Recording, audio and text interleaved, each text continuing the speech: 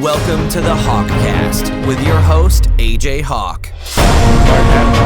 Everybody knows Adam Schefter, so I don't have to give you this big, long intro. So Adam was lucky enough. Bobby, I think you should. AJ, I think you should. I think it would be nice. That's right. Well, Adam Schefter, I could run it right off the top of my head. And as you call me Bobby, we were just talking about exactly.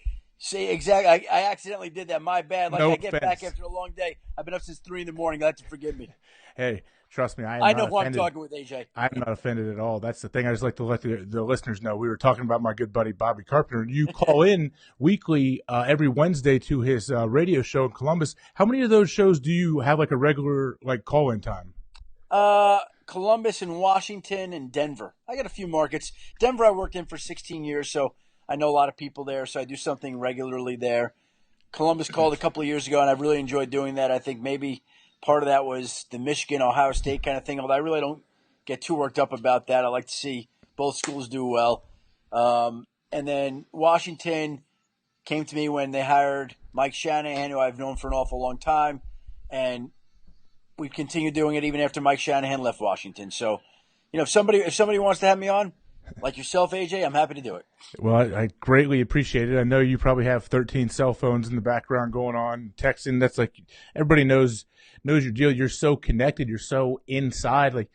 So we don't have to go through your whole thing. But I know you went to Northwestern, their journalism school. Is that correct? Yeah, I went to graduate school at Northwestern.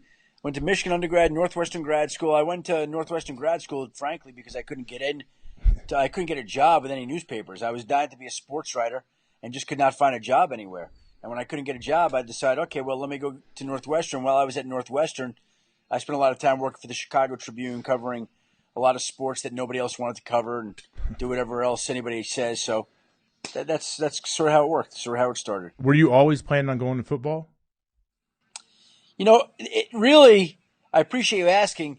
I would say that this whole thing has been kind of accidental. I set out to become a newspaper sports columnist and somehow wound up as a football TV reporter. So kind of the same family, but not exactly the same thing. And, it's just one thing after another. I feel very blessed and privileged to work in the place that I do, to cover the sport I do, to cover so many people I have great respect for. But it's not what I set out to do at the beginning at all. Do you ever look back now and feel like you're super successful, you're all over the place? Do you ever feel like you're in too deep now and you can't get out even if you wanted to? Well, I'm happy to be in too deep, to be perfectly frank. I know, you can't think of it like, wow, we've got, 16 weeks of football and all this stuff to do and all these calls to make and columns to write and tweets to post and text to send out. You just got to think, okay, today we had a Sunday, and there was a pregame show at Insiders on ESPN at 10 Eastern and countdown at 11 to 1, and then games, and now we'll get ready for SportsCenter tomorrow and the first Monday night pregame shows of the season, which we're going to start doing now, and it's like football. You can't think about playing 16 games all on one side. You just do it one by one, right? Mm-hmm. Correct. It's a little daunting if you think about everything like that. Do you have any off season now? Let me say this: that I used to work at the NFL Network, and before that, I was with the Denver Post and the Rocky Mountain News, and I spent 16 years in Denver covering the Broncos and the NFL. And I've never found there to be a real off season. Now, there are quieter times, like I would say middle of June to middle of July is quiet. It's slower, but it never stops because there's always some guy getting a contract extension, or some guy getting hurt, or a guy getting arrested, or some guy getting suspended. There's things that happen. And whenever they do happen, they sort of fall into your jurisdiction. What is your jurisdiction? What would your boss, let's say someone else gets a scoop or says that. So I had Mike Silver on here a month ago, and Mike somehow, he said he blurted out when the whole, sources told him that Johnny Manziel showed up at practice drunk. And I asked him, how that happened, or how did you, he's like, well, actually, I kind of messed up and just kind of said it on air, and it got picked up later through the print, I guess. Would your bosses ever come to you if they felt like you weren't getting the scoop anymore? I don't know. Listen, there's a lot of people. It's a competitive field. A lot of people work hard, and people are going to get stories. You're out there, you're trying, you're going to make some plays, and sometimes you can get beat, right? Like that happens. Hold on one second. The call's coming in. Let me decline this guy for the time being. Okay, you got me. Okay, so it's like any football player. Like nobody makes every play. You do the best job you can, and I know that. I don't mean to sound hokey. I know my bosses know that I'm trying as hard as I can. I'm doing the best I can, and you just hope that it works out. Now, I'm always curious is why is it such a big deal to be the guy that breaks the story? Well, because you were just yourself talking about the value of Michael Silver breaking a story and being connected. So there's a certain value in it, and yeah, you want to do that as a reporter. I don't even view it as getting the story first. I view it more as not getting the story first. The negative, when you played, it wasn't like it was a big thrill to make the play, but you didn't want to get beat on the play. It's worse to get beat on the play than it feels good to make the play, right? Yeah, you hate to lose more than you like to win. Yeah, yes. There you go. Yeah. See that? You should be the wordsmith and I'll be the guy that tries to come up with football stuff. I have to ask that because I think it's like this fight now. It seems like to see who can break a story or whatever. I don't think I really don't think listen, if somebody gets, God bless them. Like, good for you. You worked hard. People should get stories. Yeah, but I think the general public, for the most part, doesn't know who breaks it first because 1 minute later it's going to be tweeted as per Adam Schefter, so and so happened. Yeah, listen, I don't know how much the public pays attention to it. I don't think the public cares much about it, to be perfectly frank. I think the people in the industry are aware of things. They pay attention to it. And if that matters to people, fine. Again, I really am just trying to do my job as well as I can, work as hard as I can, and let the chips fall where they will. When you were going to grad school at Northwestern, did you ever envision yourself where you are now on camera so much? No. Again, when I was in graduate school, all I wanted to be was the next Mitch Albom. All I wanted to be was, guys like that I'm thinking of.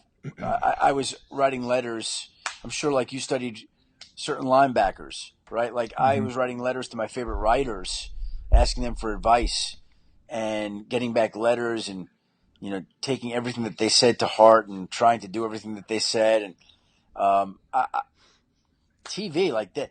I know this is going to sound crazy, but I thought that was a job that somebody else did. Like that was just unattainable.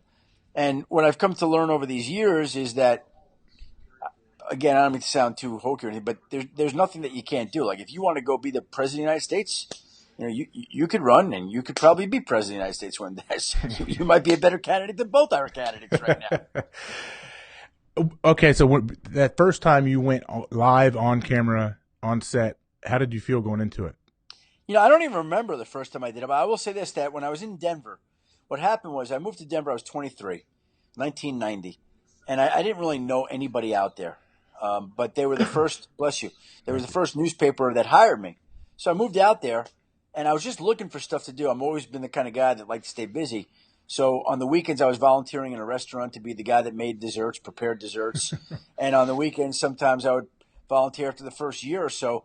There was a local, at the time, a local NBC affiliate that had a contract with the Denver Broncos. They would do a Saturday night TV show called Broncos Beat with Gary Miller. And they would have me on there, and they would interview me as the beat writer for the Rocky Mountain News covering the Broncos. Like, I didn't even know anything, but they had me on, and they had me on because they didn't have to pay me anything. And it was a great matchup for both because the cost was right for them, and the experience was right for me. And I would do it every Saturday night during football season. I thought it was like the big highlight of my week. And every now and then I'd be like dating a woman. Like, you want to come down and see me do my little TV segment? I thought it was kind of cool. Yeah. It gave me a little bit of credibility that I certainly didn't deserve to have at that point in my life. You paid your dues, man. You didn't just pop up all of a sudden as this overnight success. Guys are usually, that's never true. It seems like. I will say this that that is one of the things that I am most proud of. Like there are people out there. They've been covering the league for a little while. I've covered the NFL for 26 years. Wow. Since 1990. So it's been a long time, and I've had the great fortune of meeting a lot of great people and getting to know a lot of great people and doing this for a long time and getting to – like I worked in one locker room, the Denver Broncos locker room, for almost 16 years. So you get to see basically the rhythm of a football season, what players like, what they don't like in terms of coverage, what you can and can't do, what's acceptable, what's unacceptable, how to cover a team, how not to cover a team. Just you see a lot of things. So really, it was a 16-year graduate school class that the newspapers out in Colorado were kind enough to gift me. In those 26 years, how have you seen the actual players change when it comes to dealing with the media? Well, I'll say this. I probably have an entirely different perspective. I'm going to be 50 years old this year. I'll be 50 years old in December. You look good, man. I thought you'd be 35. Thank you, Reggie. I appreciate that. Well, I'm going to be 50. So I remember when I first started out, I was friendly with a lot of the players. And through the nature and responsibilities of my job, now I'm in Bristol, Connecticut all the time. I only go to one football game all year. I don't get to see many players at all, ever. You know, my relationships are on the phone and texting, and I don't get to know the players as much. But I know this, that the times I have interacted, it seems like more of a me generation than it was when I was first getting started back in 1990. Why do you think that is? I don't know. I couldn't answer. That's a very deep societal question that a sociologist probably would be a lot better off answering than me. But it just seems like people are more look at me than it was, I would say, 20 years ago. Why do you think it is? I don't know. Like you said, how about this? Do you agree with me? I do, but I wonder if it's just that we are more aware of it now. People are available. Like back in the day, I couldn't get a hold of John Wayne. I could write him a letter, and someone probably would never open it. Now you can tweet directly at the person. It's a different world that we live in. Totally different. Yeah. Social media has changed everything. I mean, it's hard to imagine, and I think that players, I think that their lives, and you could answer this to a certain extent. I mean, you played 10 years, and social media came to being during the course of your career, right? So it seems like there may have been a little bit of a loss of privacy as your career evolved and developed over time. Am I correct or not? Yeah, definitely. That's very correct. Yeah, 100%. So, and maybe that has something to do with it. I don't know. I don't know why it is, but it's just my sense of things. I mean, I think we just have so much access to everybody, and at the same time, people are putting all their business out there as well. There's like a fine line between that. How do you draw that like fine line between what you will share with the public and what you will not? You know, by and large, and it's interesting that you asked me that question today. But by and large, I try to just stick in my lane. Like, I don't think the public wants to hear my opinion about who I think is going to win the presidential election. I don't think the public cares who I think is going to win the World Series. My job is to basically gather and dispense football information. And I just try to do that. Now, every now and then, there's something that happens that infringes upon that. Like today, 9/11, we did a feature on air. My wife lost her first husband on 9/11. And it was a very powerful experience for me to do that piece. And we spent the last 5-6 weeks working on it. And the producer, Dominique Goodrich, did a great job. And my wife was tremendously strong in the interview. And my father-in-law, or her father-in-law, who I consider her father-in-law, was unbelievable in the piece. And so that was like a piece of me that you don't ordinarily get. And why we put it out there was important just because of my wife's late husband. We wanted to honor his memory and pay tribute to him. And I felt like we succeeded in doing that. But I don't do that kind of thing because it's just not my job. You know, I'm not asked to do that on any kind of regular basis. Now, you know, if you're doing FaceTime interviews, you know, inevitably part of your personality is going to seep into it, right? Yeah, hopefully, or it's going to really not be very good unless it's a 3-minute interview. There you go. Yeah.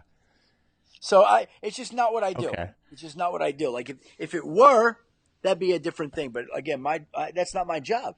Would you ever consider being an opinion maker? Well, maybe in time.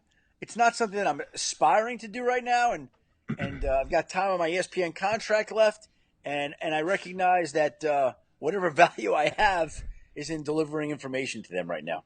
So for you, I'm going to get back to the 9/11 piece that you talked about. I think we're recording this on 9/11. We're going to post it a few days later, in a couple of days from now. But That was amazing. My brother actually texted me the link because I missed it live on ESPN. But man, it was a very powerful thing. But thank you. Would now talking about that made me forget about it. I'm just going through. I'm running through the clip in my head of what was going on, just how crazy it is and how awesome. Well, actually, no. I'd like to ask you about that part. When did you? Whose idea was it to put that together? Well, it's funny because I haven't talked to anybody about this at all. So I appreciate you asking. And I brought the idea to ESPN on the 10th anniversary of 9/11, and I pitched it to them. I pitched it to them then. They weren't interested for whatever reason. They decided, thanks, but no thanks. I said, okay, no problem.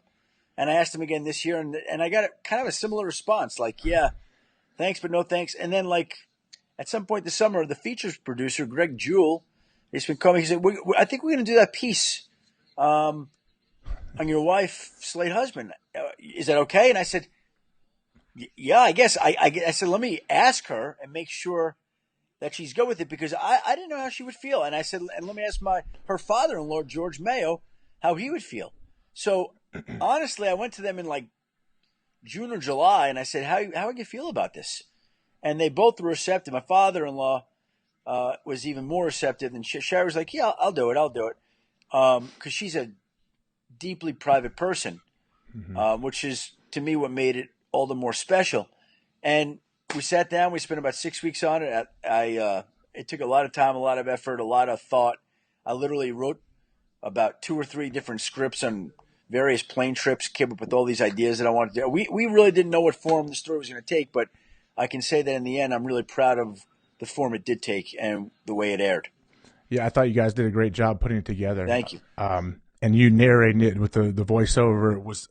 I heard it. I'm like, man, is that Adam doing the voiceover? And it made it even that much just hit home. Really Thank did. you. How did your wife feel when you first like presented that to her?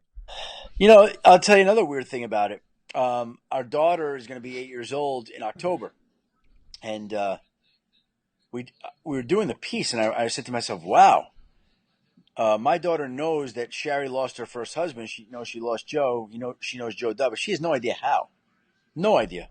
Wow. And so I put together the piece, and I brought it home Friday night, and I showed it to Sherry. It was the first time that she had seen it. And she was definitely moved by it, and she and I watched it alone. But my daughter happened to be at the house, and she was over with a friend. Now I'm going to divert for a second, and I think it's going to be worth the diversion. She is a girl in her school that when it was my daughter's first day of school for pre-K 4 or 5 years ago, my wife and I went to the back-to-school night, and they had the names of the students and their birthdays on the wall. And it said my daughter's name, and it said this girl, Malin. And they were both born October 3rd. And I was walking out of school that night, and I meet this guy named Charlie, and I said, my name's Adam Schefter. What's Charlie? I said, oh, who are you the father of? He said, Malin. I said, oh, you're Malin's dad? Yeah. I said, oh, your daughter and my daughter have the same birthday, October 3rd. He said, yeah. He says, somehow we get talking. He says, this is his second marriage. He married a woman who's widowed. I said, if you don't mind me asking, how did her husband die? He said 9/11. I said, wow. I said, what hospital was Malin born? He tells me. Turns out that my daughter and Malin were born same day, same hospital, delivered by the same doctor, both from mothers who were 9/11 widows. Jeez. Okay? Wow. So Malin happened to be at our house Friday night when I showed the video of my wife, and I called over Dylan and Malin and showed the video to them together. And my daughter was all excited because she knew she was going to be in some TV piece, but she had no idea what it was going to be about. Like, she's like, I'm going to be on TV. I'm going to be on TV. And we put it on, and she was like jumping around all excited. And then about a minute in, she was crying. And by the end, she was hysterical. And you had to explain, it was her first exposure to 9/11 ever. And I mean, it was a very powerful thing. I had to say, listen, it was a very bad thing, bad people. She's like, well, someone who was driving that plane had to be drunk. Like, you can't just drive. I'm like, no, that's not what happened. There are bad people, and they attacked our country. It was a horrible day, and it brought a lot of sadness to Mom and Pop and Nanny, Sherry's in-laws. And I said, but you have to look at the bright side, Dylan. Like there was some good that came out of it. As horrible as that day was, you wouldn't be here if that day didn't happen. And she said, well, why couldn't Mom have just had me with Joe? And I said, oh man. Kids with I have a 3-year-old and 8 months. So kids. You're busy. My 5-year-old daughter, they ask, like, their questions are so honest and so innocent. Yeah. Oh yeah. But they're so right. They really are. Like, why don't we ask questions like them? She's on it, and she's sharp. But I recognize as we were doing the piece, I'm like, wow, Dylan's going to see this, and I'm going to have to explain to her what 9/11 is, because I've never done that, and that was pretty weird. And that night with her and Malin, when they were both crying together, was powerful. And I said to them, I said, listen, this is why, you guys may not always be best friends, but there will always be a bond between the two of you, because you both have mothers who lost husbands on 9/11. You both had mothers who remarried. You both were born the same day in the same hospital, and you will always have that connection between the two of you. That's cool, man. That's another wrinkle to it. It's Where were you on 9/11? I was living out in Denver, and oddly enough, the Broncos played Monday Night Football. We think of so many things in football terms, but the Broncos played Monday Night Football the night before they opened their season against the New York Giants, and Ed McCaffrey was a beloved figure, and I actually spoke to him on Friday, and he broke his leg in that game, and it was in Colorado, a calamity like that. The beloved son broke his leg. And so the NBC affiliate wanted me on in the morning, which they had some affiliate changes out in Denver. So at this point, it was Channel 9. So I said, they asked, can you come on? So we did the night game. I wrote for the newspaper, the Denver Post. Can you come on the station in the morning? And that's an example of the type of TV work I would do in Colorado. So I said, sure, I'll drive down there. So I went down there about 6:30 Mountain Time, 8:30 East Coast time. And I was on there talking all about Ed McCaffrey's injury, and how serious it was, and what the Broncos were going to do without him, and what his future was. And literally, we got done with the report. And from the report, they basically said, let's go out to New York. We have some breaking news. And that was it. That was like the last bit of sports coverage on any NBC affiliate for the next 24, 48, 72 hours. Because from that point on, the coverage and the world we knew changed. It did, man. Yeah. Man, I don't know how to transition out of the 9/11 talk. I mean, but it is fitting that today that piece ran.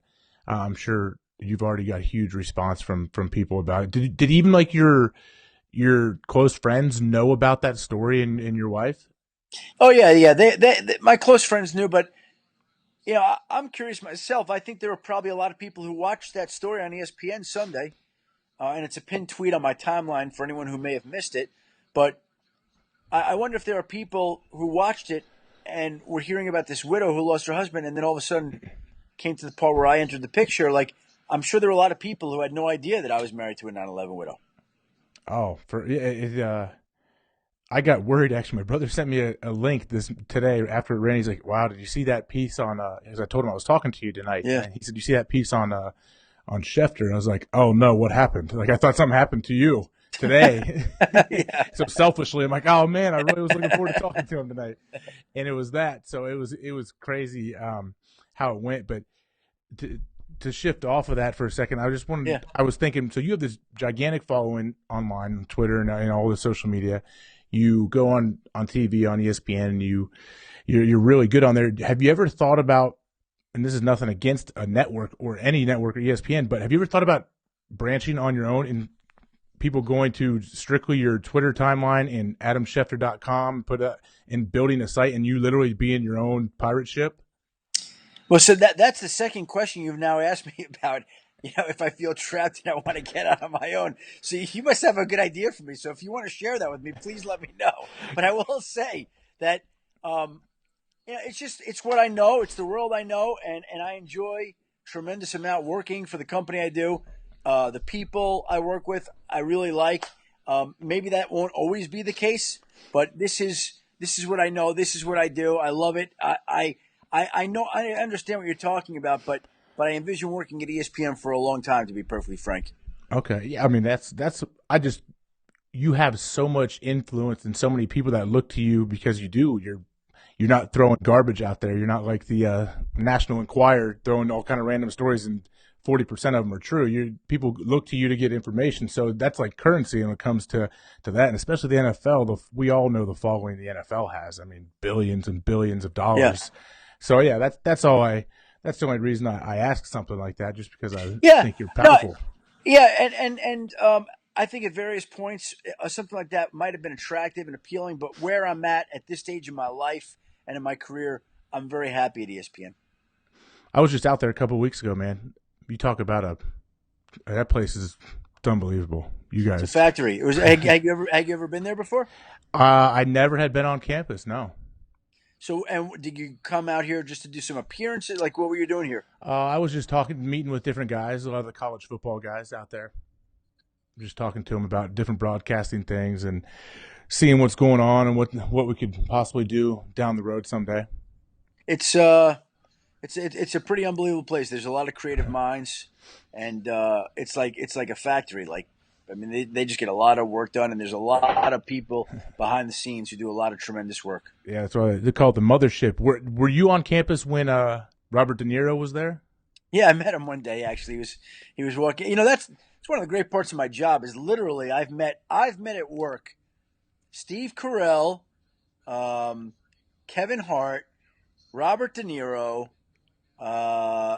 Kevin Costner. They actually had me moderate a Q&A with Kevin Costner for the company in an auditorium here at ESPN a couple of years ago, which was fantastic. I spent like the whole day with Kevin Costner.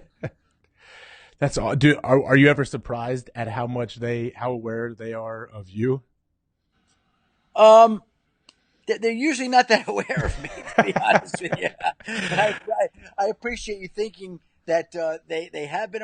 They're usually not that aware of me. Well, I could see maybe De Niro because he seems to be. He had no idea. He's like the genius that just wants to act. But most actors and musicians and all those people, they're gigantic sports fans usually.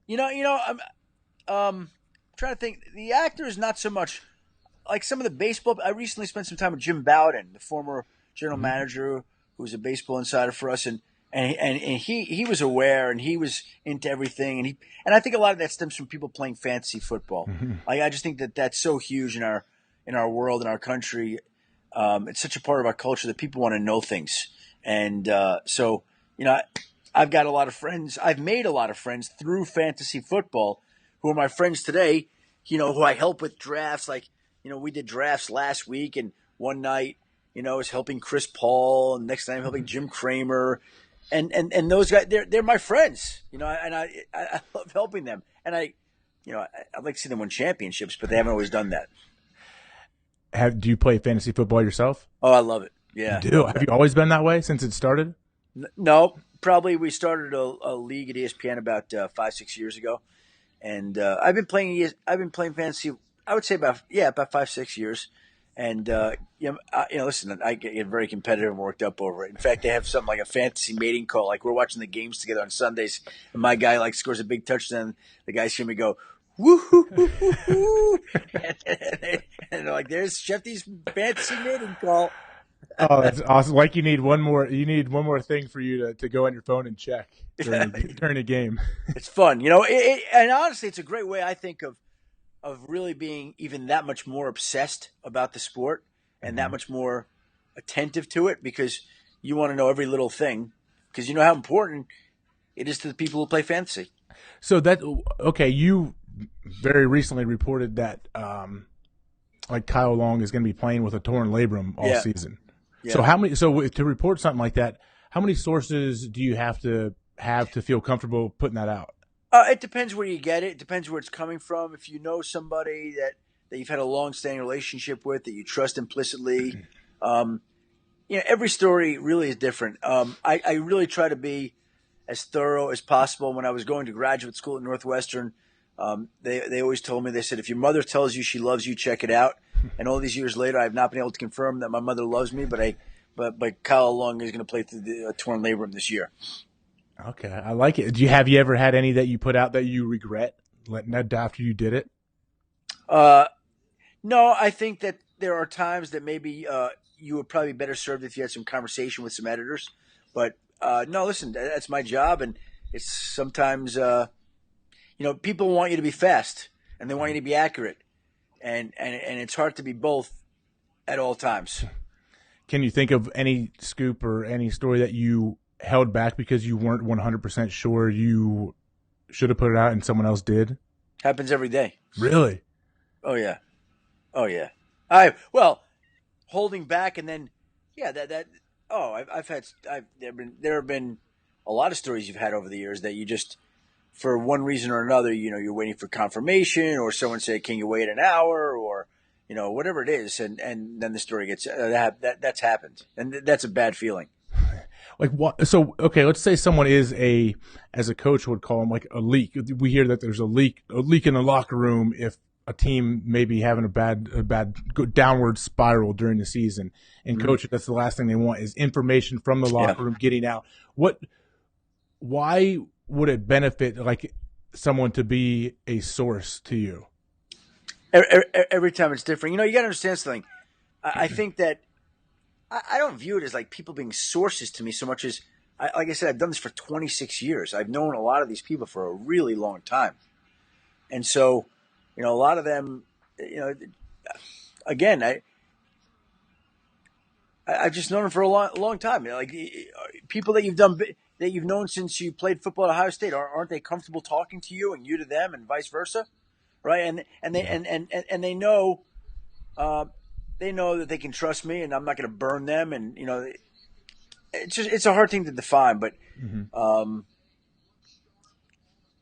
I just think that it's like everything in any walk of life, relationships are important. Oh, I watched you speak back at Northwestern. You said that it's a people business.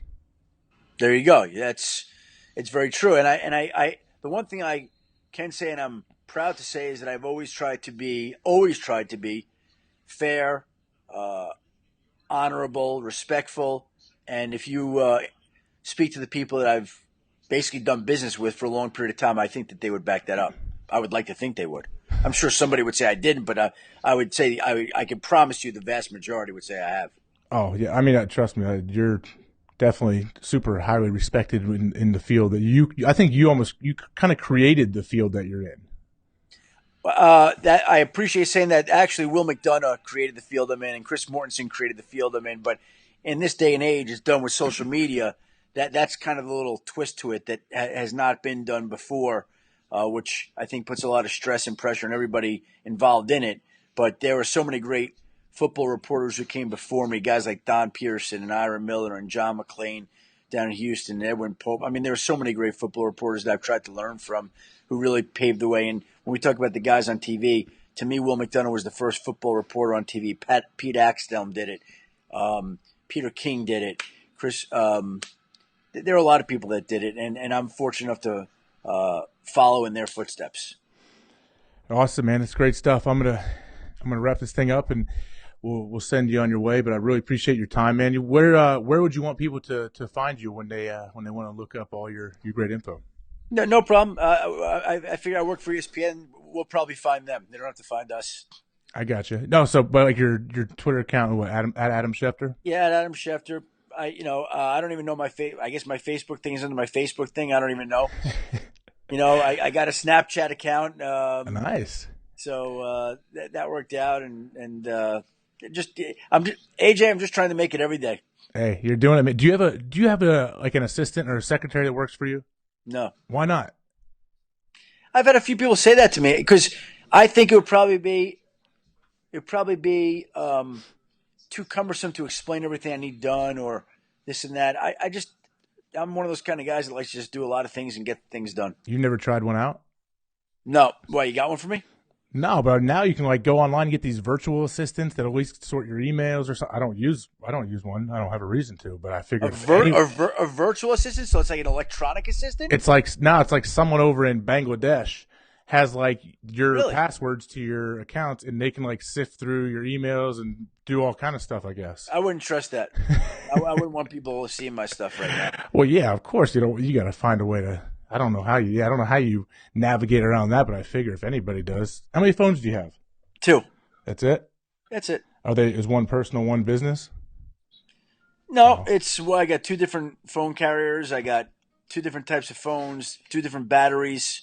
Sometimes you're on one phone typing on the other phone. One serves as a little bit of a keyboard. So they're using one. One time I'm talking to AJ Hawk, and I got my fantasy scores going on the other one. That kind of stuff. I got you. One of these times, I want to see you on air with both phones up to both ears, talking. I'll tell you a funny story. Last year, Chuck Pagano, the Colts coach, says, "What happens if you get a phone call on text while you're on air, or a text is coming in?" I'm like, "Well, you look down, but you're trying to take it." And so I happened to be on that day talking about his future in Indianapolis, and they were asking me whether he was going to survive as the Colts head coach. And I said, "Yeah." And I look down, there's a text that comes in. He goes, "You better say something nice about me right now, Chuck Strong." And I just started cracking up on the air, And so I called him after. I'm like, "You can't do that to me while I'm talking about you on air." It's pretty funny, actually. I love it, man. Good stuff. All right, Adam, thank you very much. Appreciate it, and we will talk to you down the road, hopefully. AJ, thanks for having me. Good luck with everything. I wish you great success doing with this new venture. All right, appreciate it, man. Thanks, buddy. Take care. We're glad you could join us for today's conversation. After you subscribe to the show, head over to thehawkcast.com or reach out to AJ directly on Twitter at @officialAJHawk to recommend future guests that will help us inspire people to keep talking. Thanks again, and we look forward to speaking with you next time on the HawkCast.